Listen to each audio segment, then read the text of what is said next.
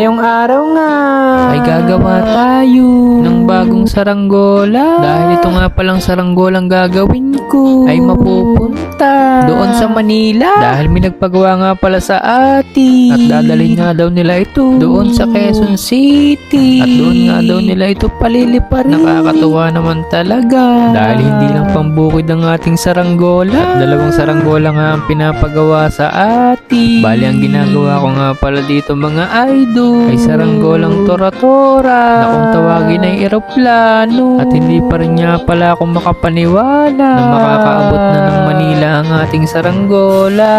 Magiging Manila boy na ang mga saranggola natin. Ciao!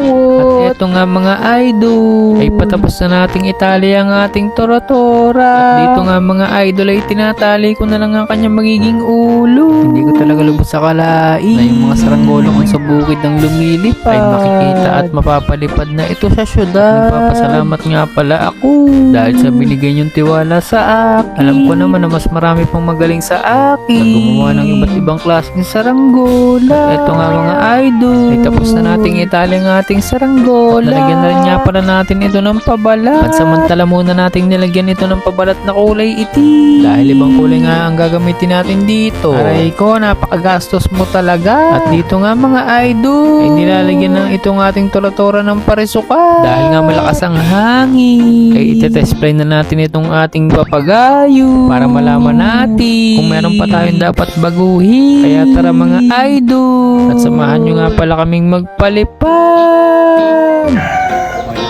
Wait lang, wala pang 20.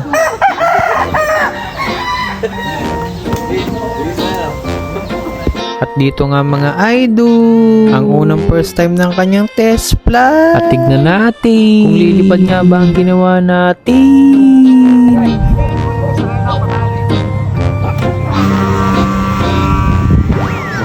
Unang taas nga ito ay may kilig, kaya aming pinababa uli para ayusin.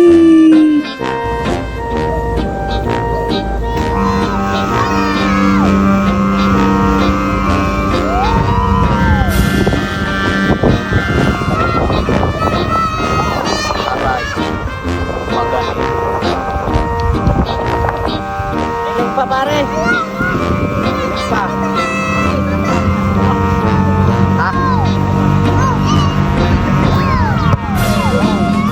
At ito nga mga idol, pinapababa na namin dahil nga tapos na namin itong i-test flight. Baka kasi mawala pa itong ating saranggola dahil matindi at napakalakas ng hangin. Kaya ito'y pinababa na namin. At hanggang dito na lang muna ang video natin.